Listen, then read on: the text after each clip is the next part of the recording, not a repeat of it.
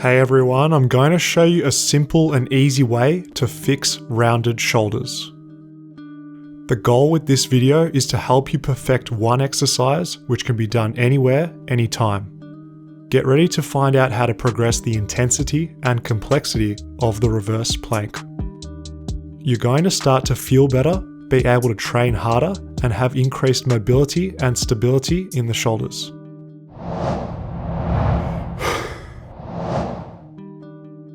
What's up everyone, Daniel Vadnal, Aussie physiotherapist here for FitnessFAQs. Start off with the band pull apart. Do these properly by keeping the elbows straight with the thumbs pointing upwards. Allow the scapula to move organically during this prep exercise. Spread and squeeze, spread and squeeze. Next up, let's do some banded shoulder dislocates. Once again, keep the elbows straight and move from arms overhead to the band touching the bum. As you reach behind the body, promote external rotation at the shoulders by keeping the elbow pits facing forwards. Let's kick things off by summarizing technique for the reverse plank. Very important is to focus on posteriorly tilting the pelvis at the top with hip extension, and you do this by squeezing your bum. Please don't do this. Instead, make a double chin and externally rotate the shoulders, opening up the chest to promote stability. A helpful cue to unround the shoulders from internal rotation is to think about and cue rotation at the elbow pits so they face forwards. Lastly, concerning technique, let's look at the hands. You can place them forwards, sideways, or backwards. Sideways and backwards is best for opening the shoulders. This promotes external rotation and is most comfortable on the wrists. It's time to get to business. Let's cover reverse plank progressions from beginner to advanced. For beginner strength and stability, we're just going to focus on the upper body. Start each rep seated on the ground. Rotate the elbow pits forward, pinch the shoulders into retraction, and then lift the bum off the ground. This one right here is perfect for those with shoulder pain, shoulder weakness, or difficulty controlling the scapula. The reason for this is this particular setup uses minimal shoulder extension.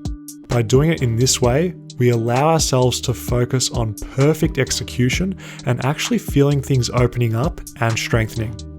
I want you to notice how I'm rounding the shoulders at the bottom of each rep.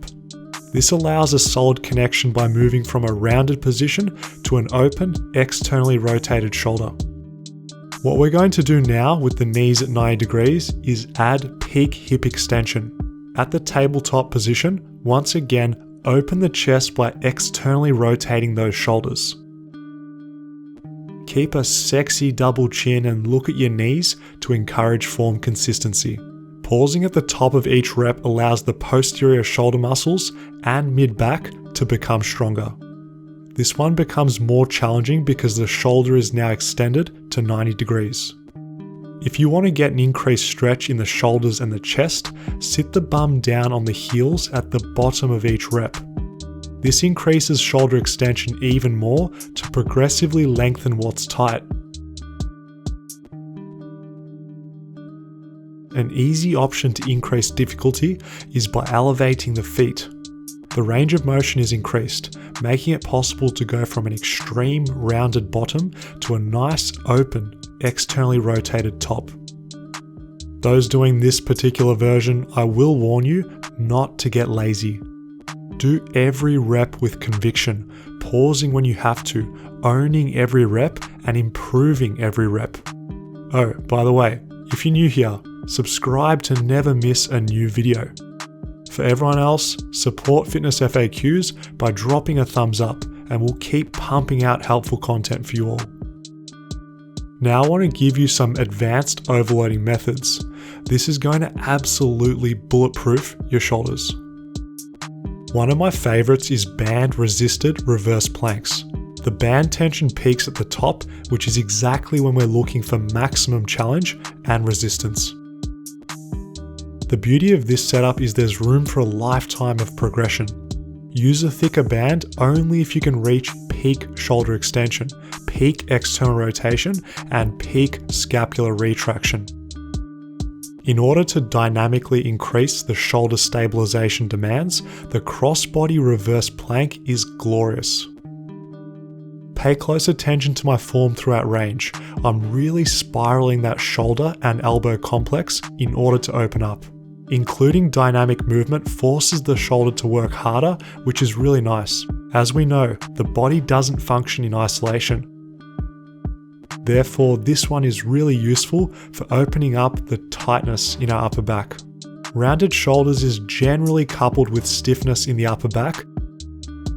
So by doing this, we're solving two issues at once. I will say if you apply the concepts taught in this video progressively alongside a well-structured strength training program, you're going to feel better, perform better, and also look better and be more confident with how you carry yourself.